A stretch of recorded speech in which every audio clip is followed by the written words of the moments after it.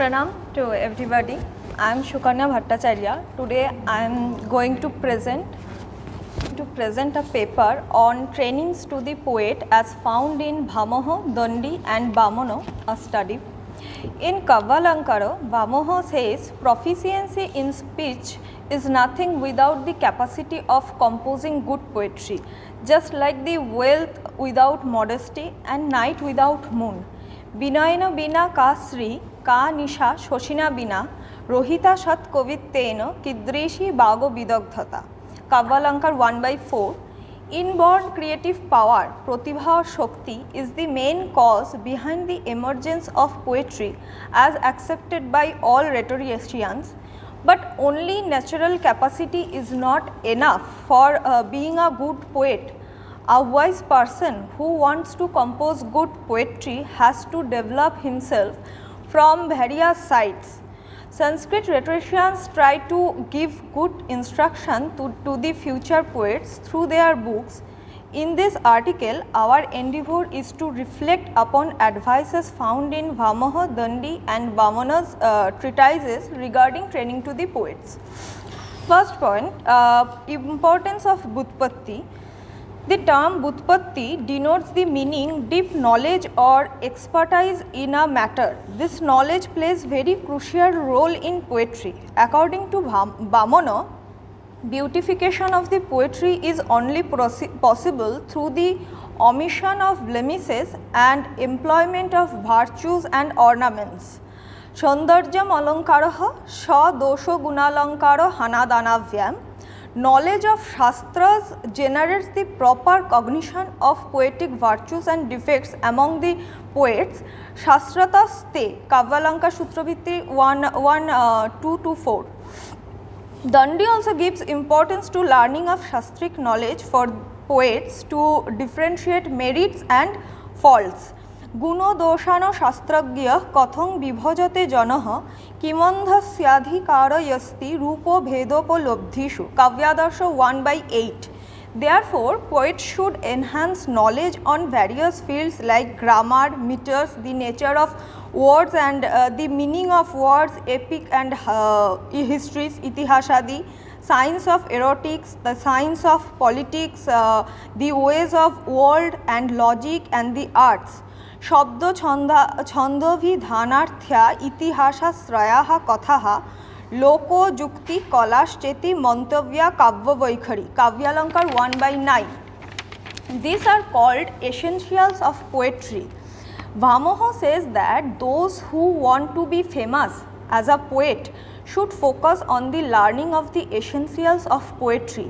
অতো অভিবাঞ্ছতা কীর্তিং স্থেয় সীমা ভুবঃ স্থিতেঃ যত্ন বিধিত বেদেন বিধেয় কাব্যলক্ষ্মণী. Bamana calls these essentials as vidya, শব্দ স্মৃত্য বিধান কোশ ছন্দ বিচিতি কলা কাম শাস্ত্র দণ্ড নীতির পূর্বা বিদ্যা. Kavyalankar Sutravitti 1:3-3. It is said that creative power of a poet may give the birth of poetry, but bhutpatti or deep knowledge in different field brings beauty in it. Kavityam jayate sakter bodhyate abhyasa jagatah tasya charutya nishpattyo bhutpattistu goryoshi. Regular practice of poetry making. Regular practice brings perfection in any work. Practice or abhyasa is another important part of training of poets as suggested by rhetoricians. In Kavyadarsha, we find Dandi recommends assiduous application amandaschavijogo for poets. Amandaschavijoga yasyaha karanam kavya samvyada. Kavyadarsha 1/103. Vamana also advises regular effort of poetry making to poets. Vigorous application enhance poetic ability and brings elegance in it. Kavya bandhya dyamo vijagah sahi kavityam prakarsha madhadhati. Kavyalankar Sutravitti 1:3-13. Knowledge of common parlance. Shastric knowledge and regular practice are not enough for being a poet. He needs to be well acquainted with the another literary compositions too. In Kavyalankara, we find Bhamoho says one who is desirous to be poet should be conversant with the other literary works after completing his preliminary studies like knowing and the meaning of words and grammar etc. शब्दाभिधेये विज्ञाय कृत्वा तद् विदुपासनं विलोक्यान्य निबन्धांश्च कार्यः काव्यक्रियाधरः. Kavyalankar 1/10. According to Dandi, listening to many pure compositions is one of the three reasons of wealth of poetry. Noishargiki cha pratibha srutang cha bahu nirmalam Kavyadasha 1/103. This is called Lakhyagatya by Bamana. This quality gives birth to poetic ability. Tatra kavya porichaya lakhyagyatam tato hi kavyabandhasya butpattir bhavati. Blessings. Poets seek blessings of their superiors to be successful in their endeavor. Vamaha writes, one must worship his master before stepping into the creative world of poetry. Sabdavidhe Vigyaya Kritva Tad Vidupasanam. Kavyalankar 1/10. According to Dandi, those who want to be famous in poetic world with limited intellect should take the shelter in the feet of the goddess of speech. If they worship goddess Saraswati with study and effort, she certainly grants her favor to them. According to teachers, Briddha Seva is another important requisite for poet training as found in Vamaha's book. Poets should attend or listen to a teacher or advisor who is capable to giving instruction on the art of poetic composition. Kabbyopadesho Guru Shushrushanam Briddha Seva. Suitable time and place for writing. Without deep concentration and dedication, one cannot be successful in any field. In Kavyadasha, Dandi uses the term Atandrai Ranishang for them who desire to be poet. Poet should practice poetry making with great attention and care, putting away all sloth. Vamaha also agrees with his predecessor. Attending or fixity of mind is called abodhanam by him. A poet has to keep his mind away from all external things and delve deeper into the matter of his own writing. Only through the deep attention he can grasp the real essence of a thing. Chittaikagram abodhanam chittasaikagram bajjartha nibrittis tadavadhanam abohitam hi chittyam arthan pashyati. Place and time have deep impact on the fixity of mind. Tad desho kalabhyam. The place must be away from crowd. Solitude intensify the attentive state of mind. Vivikto desho mentioned in Kavyalankar Sutravritti 1.3.18. Suitable time for writing for a poet is the last or fourth quarter of night as recommended in Kavyalankar Sutravritti. At that time of the early dawn, mind stays fresh, calm and free from earthly matter. Ratri jamos turiyo kalaha tad bashat vishayaparatang chittang prasannam avadhatye. Refined diction.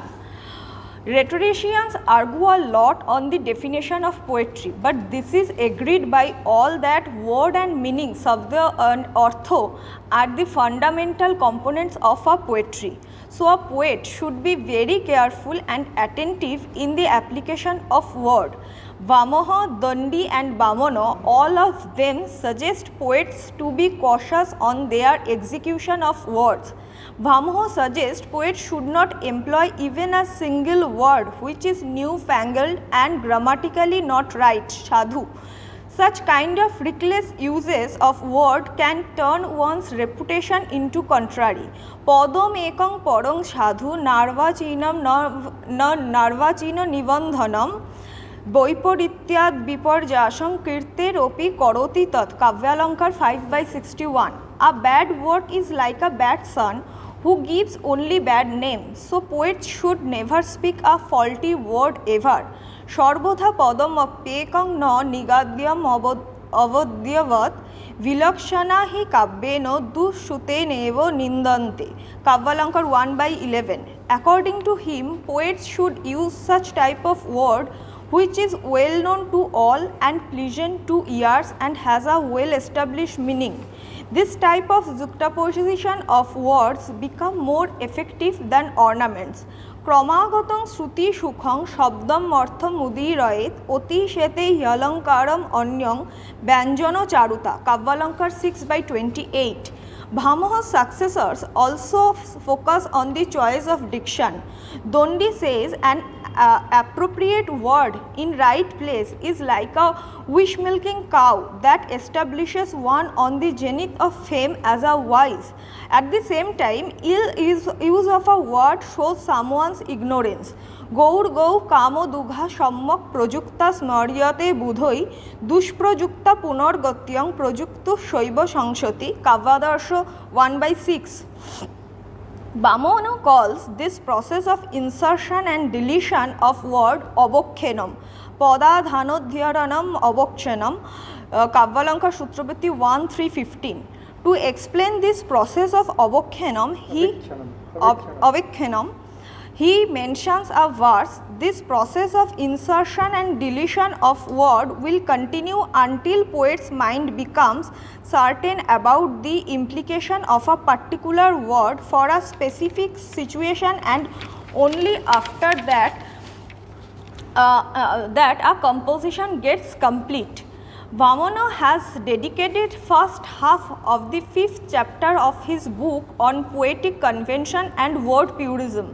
In this segment, he suggests poets should not use one and same word twice in the poetry. Noikang padang di projajyang prayeno. Kabbalankar Sutrabhriti 5.11. The use of poyodo destroys the beauty of poetry, but some words like shanta santa khalaha are allowed to use twice. It means a repetition is beautiful when it suggests an uncommon meaning, otherwise it creates boredom. Then advices on blemishes. Rhetoricians enlist a long list of defects which poets should avoid in their writings. Defects are opposite of qualities. Guno biparjayatmano doshaha. Kabbalankar Sutrabhriti 2.11. Bhamoha highlights on the 10 different types of defects which are not desirable in poetry. They are apartham, meaninglessness; bartham, which has contradictory meaning; ekartham, redundant; সংশয়ম, doubtfulness; অপক্রমম, out of order; শব্দহীনম, ungrammatical application; জ্যোতিভ্রষ্টম, misplaced; শিজোরা, ভিন্নবৃত্ত্যম, unmetrical; বিসন্ধিকম, lack of conjunction of letters; দেশ কালো কলা লোকন ন্যায়াগম বিরোধী চ, inappropriateness of place, time, art, common parlance and opposite to shastra and tradition. অপার্থং, ব্যর্থম, একার্থং, সসংশয়ম, অপক্রমং, শব্দহীনং, জ্যোতিভ্রষ্টং, ভিন্নবৃত্তং, বিসন্ধিকম, দেশ কাল কলা লোক ন্যায়াগম বিরোধী চ. Apart from that, he mentions 4 defects of speech too, and they are Shruti dushto, offensive to ears; Ortho dushto, objectionable meaning; Kalpana dushto, objectionable construction of words which gives objectionable sense; and Shruti koshto, cacophony. শ্রুতি দুষ্টার্থ দুষ্টে চ কল্পনা দুষ্টম মিথ্যাপি শ্রুতি কষ্টং তথৈ বাহুর বাচাং দোষং চতুর্বিধম.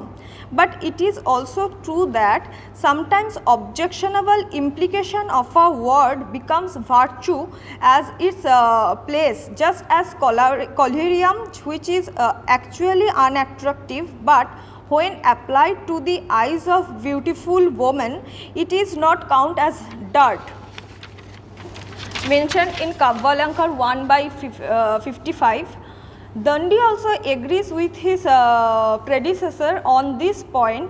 According to him, one should try to avoid even trivial faults in his composition. He compares poetic faults with leprosy. A minor defect can destroy a good poetic work, as a small spot of leprosy can make a beautiful body loathsome. তদল্পম অপি নোপেক্ষং কাব্যে দুষ্টং কথঞ্চন স্যাদ্বপুঃ সুন্দরম অপি শ্রিত্রে নৈকেন দুর্ভোগম. কাব্যাদর্শ 1/7. Bhamana also highlights on the defects of words. Dushtang padam asadhung kastang grammam अप्रतीतिम अनर्थकं च, one should not apply grammatically wrong, असाधु, unmelodious, कष्टम, vulgar, ग्राम्यम, unknown, अप्रतीतम and meaningless अनर्थकम words. Rhetoricians discuss these faults of words briefly in their respective treatises. Admonitions to bad poets. Bhamoho says, not being an author is not a fault or punishable offense, but according to wise, being a bad poet is nothing less than death. Na kavityam madharmayo badhaye dandanayo va कुकवित्यं पुनः साक्षात् मृतिर माहुर मनीषिणः. काव्यालंकार 1/12. Writing bad poetry which is detrimental to society brings in diseases and even death to poet. In fame of being a bad poet is also death in itself. Next point, some restrictions on poets. Rhetoricians put some restriction on poets. Bhamoho says poets should not make such a sentence which is affected by neartho, where meaning has to be dragged out forcefully even by learned people. Second, klishto, difficult. Anyartho, where the established meaning is absent. Avachako, inexpressive, where the meaning is not universally accepted. Ayuktimat, unintelligent, and gurho shabdavidhano, if the word has a hidden meaning. He explained this defect of language with examples in his book to generate consciousness among poets and scholars. Neartham klishtam anyartham avachakam muktimat guro shabdavidhanam cha kavaya na prajujyate. Kavyalankar 1/37. According to him, use of contradictory words, intelligent meaning, implication of rarely used word to fill up meter and difficult word only elongate the composition and do not bring beauty. Again, he warns poets not to employ difficult words like sotra, etc., harsh words, vulgar words like pindishuro, etc., and meaningless words like dithyo in the composition. Poets should not use words like kholu, etc., in the beginning of sentences. Such type of uses decrease the beauty of poetry. Na padado khalvadayaha, mentioned in Kavyalankar Sutravritti 5.1.5. Instructions on the employment of ornaments is our next point. Diction is a vital part of poetry, but embellishment intensifies this beauty. Bhamoho, Dandi and Bamono discuss on the importance of ornaments in poetry in their treatises. According to Bhamoho, Vakrokti, twist in expression, is the soul of any ornaments and it renders beauty in meaning. This Vakrokti makes the difference between language of daily life and language of poetry. So, poets should pay attention in cultivating Vakrokti in their sentences. শৈষ্যা সর্বৈব বক্রোক্তির অনয়ার্থ্য বিভাব্যতে যত্ন अस्यां কবিনা কার্য কো অলঙ্কারই অনয়া বিনা. কাব্যালঙ্কার 2/85. Dandi also expresses the same view in his book. He calls it Otishayokti. Kavyadasha 2/220. Another most discussed ornaments is simile. In the second parichhada of his book, Bhamoho highlights on the necessary standard of similarity between two compared items on the occasion of discussing simile. As we find, Bamono says similitude not only destroys the beauty of simile but also the fame of a poet. So, poets should be very careful before employing similitude. অসাদৃশ্য হতা উপমা তন্নিষ্ঠশ্চ কবয়.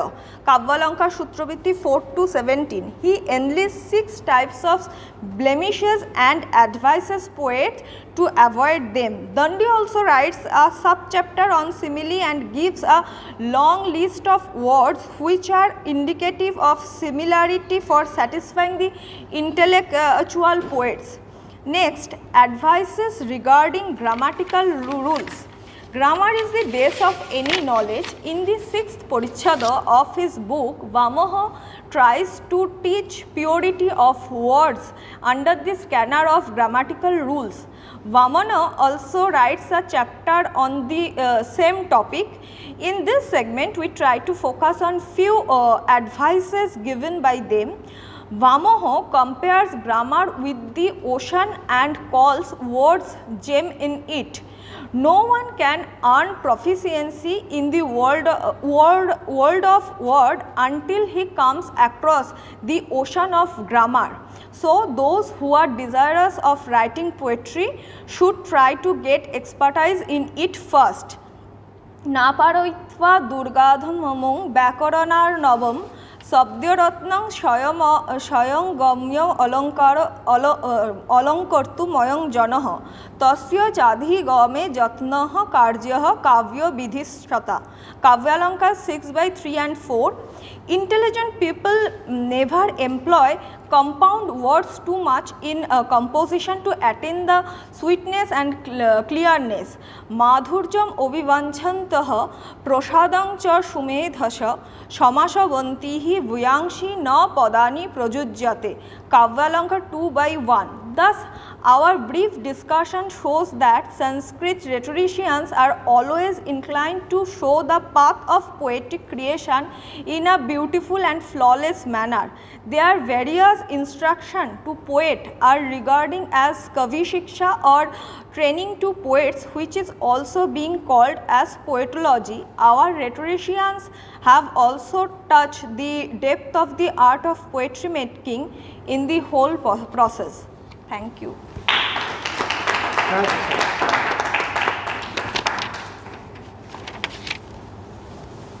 So, thank you Dr. Bhattacharjee, and you have chosen a very interesting and refreshing topic, and it really refreshed all of us.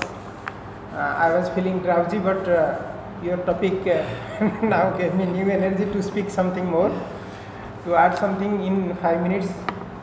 Actually, this poetology or Kavi Shiksha has a long tradition. I will come again to Veda, please don't mind. I will come again to Vedas, where Kavi Shiksha has been hinted in many places. It may seem astonishing to know that a poet is also defined in Rig Veda. Who is a poet? It is being said, Suparnam Vipra Kavayo Vachobhi Ekam Santam Bahudha Kalpayanti. If a bird is perched on the branch of a tree, then that man who can describe that bird in various ways, he is a poet. That means initially in the Vedic age, poetic power was being fathomed by the power of describing, Varnana. So Varnana Shakti was the talent, and that is also taken afterwards, Nodita Kavita Loke Javat Jata Navarnana. So Kavita completely depended on Varnana, and only when Varnana occurred, then Kavita arose, as in the case of Valmiki. So Varnana was principally the poetic power. It was being discussed there, and as Professor Ganesh was also telling, Pasya Devasya Kavyam na Mamara na Jirjati. So this poetry cannot die, the poet cannot also die, that kind of thing is hinted. And Kavi is also Manishi, Paribhu, Swayambhu, all those things. Kavi is equated with Brahman, and because of his freedom of writing something. And Agni is said as Yuva Kavi. So he is the young poet. In Rig Veda, two gods are more clearly connected with aesthetics and poetics. They are Soma and these Maruts. Soma, the gurgling sound it creates when it is poured into a pot, that sound is variously described in Rig Veda with many poetic implications and many musical implications. Therefore, music, aesthetics and poetry is connected with Soma, and Soma as Chandra also is connected to Mana, which really creates this poetic art. therefore Soma is a god of poetry. And similarly, these Maruts, they have a special features. They won't just go out just like that. They will paint themselves. They will use collyriums and many colors in the body, and description is there. So therefrom only the beautification, the aestheticism, all those things came up. And there the descriptions of Maruts also has a different kind of creativity as propounded by the connected poet. Therefore, in Rigveda itself, we find the roots of poetry. Later on, we get many texts on poetology or Kavi Sikkha, as we all know. Kavya Mimamsa is there, Kavi Kanthabharana is there, and many other, Kavi Kalpalata is there, Kavi Chintamani is there, and all these things are there. But I am astonished why the whole lot of Sanskrit poets, why they didn't accept Kavi Sikkha too many times. I will give just two examples because it is not my talk. Two examples and I will wind up. First of all, as Professor Ganesan was also hinting, aprithak jatana nivratya. While using ornaments, we have to make it spontaneous. Knowingly we should not use, I am going to use this ornament. There are poets who declare and then use it. So, this is completely jatana nirvatya. It should be aprithak jatana nirvatya. Fluently, like Kalidasa. Whatever comes, fluently it comes. Therefore, that is the ideal.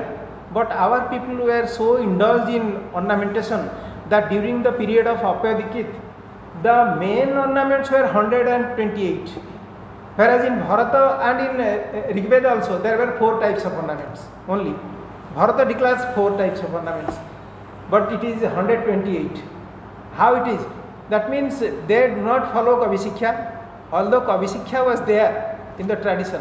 Similarly, I can give another example. Once and again our poets say that Dhwani Kavya is the best poetry.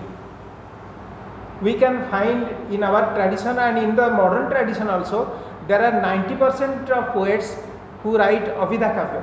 Whatever they write, that is the meaning. No other meaning is there and no beautiful meaning is there. So where is Dhwani and where is this flat poetry? In English it is called flat poetry, this Abhidha Kavya. And another thing, whatever is happening these days, the Murkha people are seated on high pedestal, bad people are being felicitated, all these things they say, and they say them as verses, as if versification is poetic power. A versifier is not a poet. A versifier is never a poet. Even without verse also one can be poet. Yeah, I never create verses for that reason only. And